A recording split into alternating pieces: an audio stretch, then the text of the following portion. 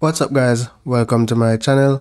In this video, I will be sharing with you how you can create a Ubuntu server in AWS. This is very easy to do, so just follow along in this tutorial and you will learn how to achieve this in literally under 10 minutes. So to get started, you want to create an AWS account, and for this video, we'll be utilizing the free tier.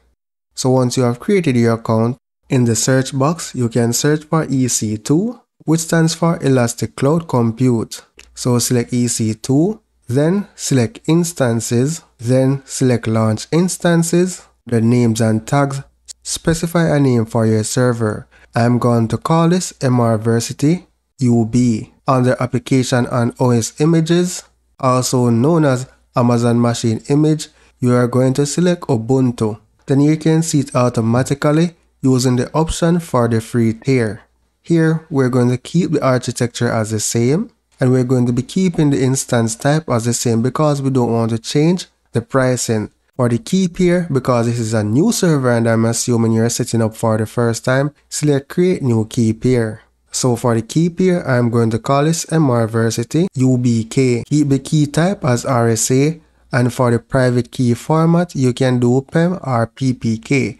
Typically, if you are using PuTTY, then you use PPK. If you are using a program like FileZilla, then you'll go with PEM. So select Create Key Pair, and it will be downloaded to your Downloads folder. Scroll down, and here I want to allow traffic from my IP only, so I'm going to select this option. Here, you can change your storage size and add new volume if you're configuring this for like your production environment. However, this is just for this video, so I'm not going to add any volume. Then here, we're just going to select Launch Instance. Select the instance ID, and here it's showing a status of pending. Within a few minutes, the state will be changed to running. So here, within a minute, it changed to running. So now we're going to connect to our EC2 instance.